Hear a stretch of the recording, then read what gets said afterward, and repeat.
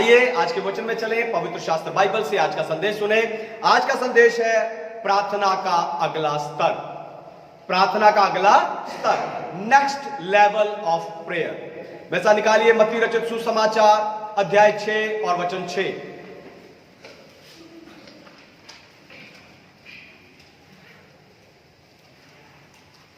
मत्ती Matthews chapter 6 verse 6। परंतु जब तू प्रार्थना करे तो अपनी कोठरी में जा और द्वार बंद करके अपने पिता से जो गुप्त है प्रार्थना कर, तब तेरा पिता जो गुप्त में तुझे देखता है तुझे प्रतिफल देगा। हालेलुया। परमेश्वर के नाम की महिमा हो। तो हम सब दोस्त बनाते हैं, आपका भी कोई ना कोई दोस्त जरूर होगा। जितनी पुरानी और गहरी आपकी दोस्ती होती जाती है, उतना आपकी दोस्ती का स्तर बढ़ता जाता है। पर मसीही लोग परमेश्वर के साथ अपनी दोस्ती को हल्के में लेते हैं, इसीलिए वो प्रार्थना में समय नहीं बिताते। अगर आप परमेश्वर के साथ अपनी दोस्ती के स्तर में बढ़ना चाहते हैं तो आपको अपनी प्रार्थना के स्तर को भी बढ़ाना होगा। ध्यान से सुनिए, अगर आप परमेश्वर के साथ अपनी दोस्ती के लेवल को बढ़ाना चाहते हैं तो आपको आपकी प्रार्थना के लेवल को भी बढ़ाना होगा। याद रखिए, परमेश्वर के साथ आपका रिश्ता सिर्फ और सिर्फ आपके प्रार्थना जीवन पर निर्भर करता है।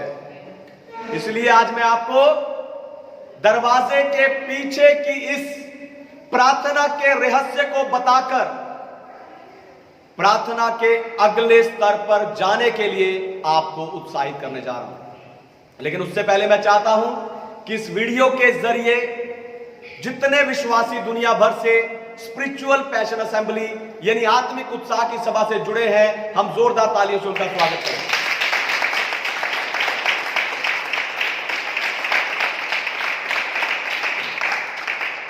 प्रार्थना का अगला स्तर।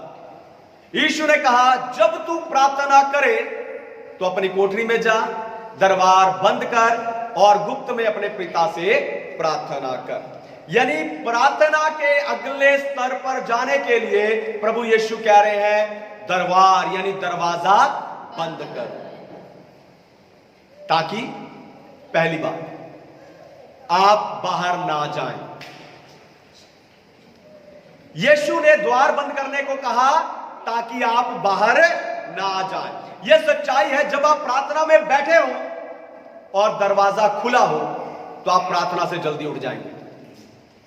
प्रार्थना के अगले स्तर पर पहुंचने के लिए याद रखिए, जब तक आपको स्वर्ग से कुछ नया प्राप्त ना हो जाए तब तक प्रार्थना से ना उठिए।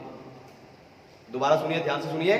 प्रार्थना के अगले स्तर पर पहुंचने के लिए याद रखिए, जब तक आपको स्वर्ग से कुछ नया प्राप्त ना हो जाए तब तक प्रार्थना से ना उठिए। एक नया दर्शन, एक नया प्रकाशन, अन्य भाषा का एक नया शब्द, एक नया अभिषेक, एक नया वरदान आने तक प्रार्थना में बैठे रहिए। हालेलुया। प्रतिदिन, ध्यान से सुनिए, प्रतिदिन कुछ नया पाने की यह आशा आपको प्रार्थना के अगले स्तर तक ले जाएगी। हालेलुया। इसलिए पैसे के लिए, काम के लिए, किसी मौके के लिए, किसी व्यक्ति से मिलने के लिए, किसी शादी में या पार्टी में जाने के लिए अपनी प्रार्थना को मत छोड़िए। द्वार बंद करके प्रार्थना कीजिए। हालेलुया। कुछ नया आने तक इंतजार कीजिए। हालेलुया। दूसरी बात, ध्यान भंग ना हो। ध्यान भंग ना हो। यीशु ने द्वार बंद करने को कहा ताकि आपका ध्यान भंग ना हो। मुझे दुनिया भर से फोन आते हैं और ज्यादातर लोग मुझसे पूछते हैं कि पास्टर जी, हमारा प्रार्थना में ध्यान नहीं लगता, हम क्या करें? जब आप प्रार्थना में बैठते हो आपका दिमाग इधर उधर दौड़ना शुरू हो जाता है। कई बार तो समझना मुश्किल हो जाता है कि क्या शैतान की ओर से है, क्या हमारे दिमाग की उपज है और क्या परमेश्वर की ओर से है। तो मैं पास्टर समित कुमार आत्मिक उत्साह की सभा से आज इस रहस्य को खोलने जा रहा हूं। ध्यान से सुनिए, जब आप प्रार्थना में बैठते हैं, जो विचार आपके अंदर उस समय आते हैं वो सब या तो आपके दिमाग की उपज होते हैं या तो वो शैतान की ओर से होते हैं, और उनका मकसद, उनका उद्देश्य आपकी प्रार्थना में रुकावट डालना है, आपके प्रार्थना के ध्यान को भंग करना है। लेकिन जब आप इन विचारों पर जय पाकर, ध्यान से सुनिए, जब आप इन विचारों पर जय पाकर आगे बढ़ते हैं, उस समय आपके मन में जो कुछ आता है वो परमेश्वर की ओर से होता है, और उसके द्वारा परमेश्वर चाहते हैं कि आप उन बातों के लिए प्रार्थना करें। तो जब आप परमेश्वर के दिए हुए विषयों के लिए प्रार्थना करते हैं, आप अगले स्तर की प्रार्थना करते हैं, अगले स्तर पर पहुंचते हैं। हालेलुया।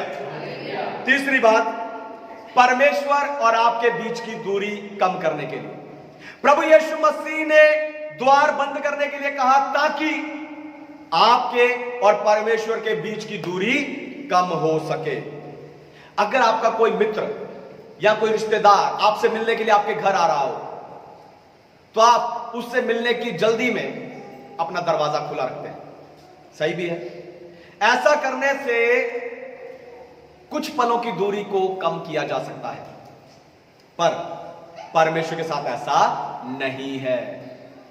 परमेश्वर के साथ आपकी दूरी को कम करने के लिए आपको दरवाजा बंद करना पड़ेगा, क्योंकि जितने दरवाजे खुले होंगे उतनी दूरी बढ़ेगी। इसलिए अपने कमरे के दरवाजे के साथ साथ संसार की ओर खुले दरवाजे को भी बंद कर दीजिए, पाप की ओर खुले दरवाजे को भी बंद कर दीजिए। प्रार्थना में बैठते समय द्वार बंद करके अपने फोन का द्वार यानी उसे स्विच ऑफ कर दीजिए। जब आप ऐसी प्रार्थना करेंगे, क्योंकि जितने दरवाजे बंद होंगे उतना क्या हो जाएगा, आपके और परमेश्वर के बीच की दूरी कम हो जाएगी और आप प्रार्थना के अगले स्तर पर पहुंचेंगे। हालेलुया। और सारे दरवाजे बंद करना आपको प्रार्थना के अगले स्तर पर ले जाएगा। चौथी बात, मसीह के प्रार्थना स्तर तक पहुंचने के लिए, यीशु के प्रार्थना स्तर तक पहुंचने के लिए पढ़िए मरकुस रचित सुसमाचार अध्याय 1 और उसका वचन 35। Mark chapter 1 verse 35। भोर को दिन निकलने से बहुत पहले वह उठकर निकला और एक जंगली स्थान में गया और वहां प्रार्थना करने लगा। Hallelujah, hallelujah. परमेश्वर के नाम की महिमा। तो यीशु की सेवा शुरू करने के बाद उसके प्रार्थना जीवन को बताने वाला यह सबसे पहला वचन है, जो हमें बताता है कि यीशु एकांत में प्रार्थना करते थे। चारों सुसमाचार यानी मत्ती, मरकुस, लूका, यूहन्ना पढ़ने के समय आपको पता चलेगा कि यीशु ने 7 बार एकांत में जाकर प्रार्थना किया है।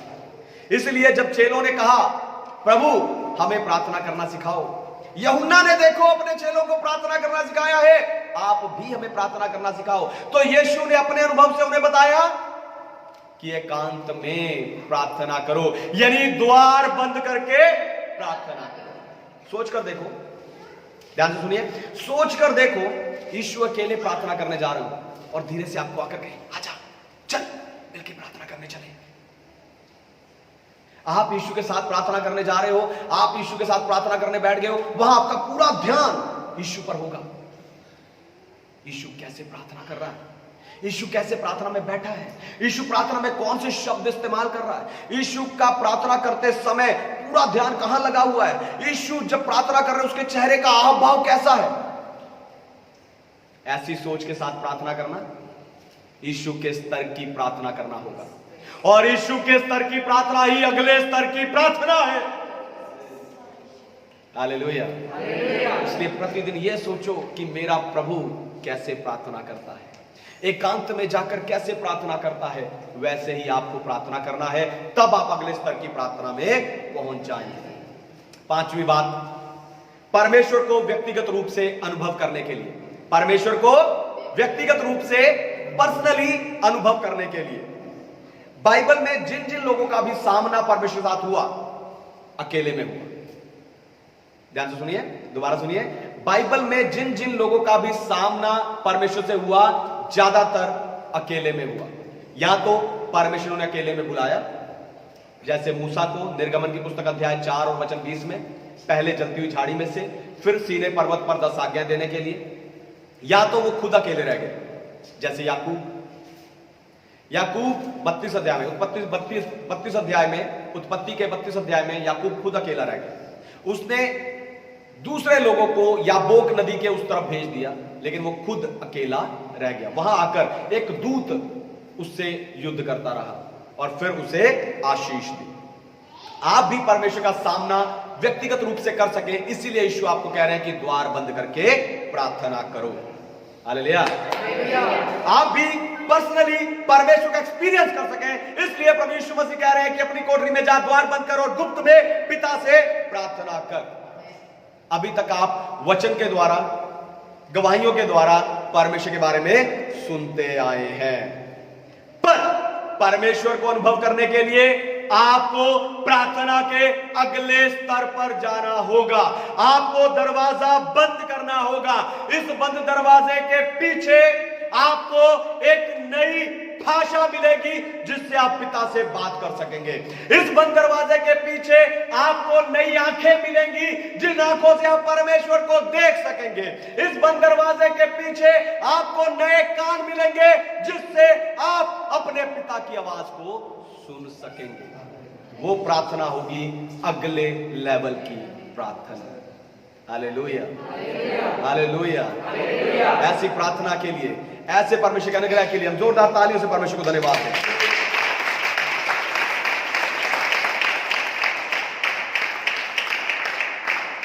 छठवीं और आखिरी बात, अपने चमत्कार तक पहुंचने के लिए।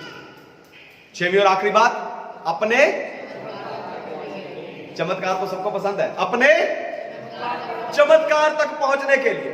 तो लूका सुसमाचार अध्याय वचन 41 को पढ़ते समय आप देखोगे कि याईर की बेटी मर गई। याईर प्रभु यीशु मसीह से विनती करने आता है। याईर की विनती सुनकर प्रभु यीशु मसीह याईर के घर जाते हैं और वहां पर सब लोगों को बाहर निकाल देते हैं और फिर उस लड़की को जिंदा करते हैं। दूसरा राजाओं 4 अध्याय में एक विधवा एलीशा के पास दुहाई देने के लिए आती है। एलीशा उससे कहता है कि जा अपने पड़ोसियों से बर्तन मांग ले और फिर अपने द्वार को बंद कर। आप देखो, उस बंद द्वार के पीछे अकेले में उसने सारे बर्तन तेल से भर लिए। उसी दूसरा राजाओं 4 अध्याय में कुलीन स्त्री का पुत्र मर गया, जो एलीशा के आशीष के द्वारा उसे मिला था। वो पुत्र मर गया। तब एलीशा वहां आकर द्वार बंद करके प्रार्थना करने लगा और फिर उस लड़के पर लेट गया और वो जीवित हो गया। प्रेरितों के काम अध्याय 9 में तबीता मर गई। पतरस ने वहां पहुंचकर वहां रोने वाले सबको बाहर निकाल दिया और खुद अकेला प्रार्थना करने लगा और तबीता से कहा उठ, और तबीता जीवित हो गई।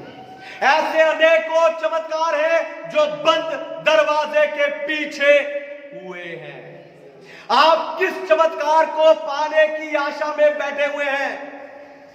अपनी कोठरी में जाइए, द्वार बंद कीजिए, गुप्त में अपने पिता से प्रार्थना कीजिए।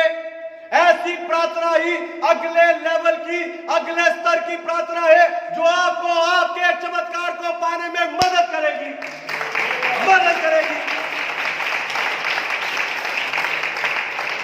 आज ठान लीजिए कि मैं अगले लेवल की प्रार्थना ही करूंगा, मैं सिर्फ अगले स्तर की प्रार्थना करूंगा। आज ठान लीजिए।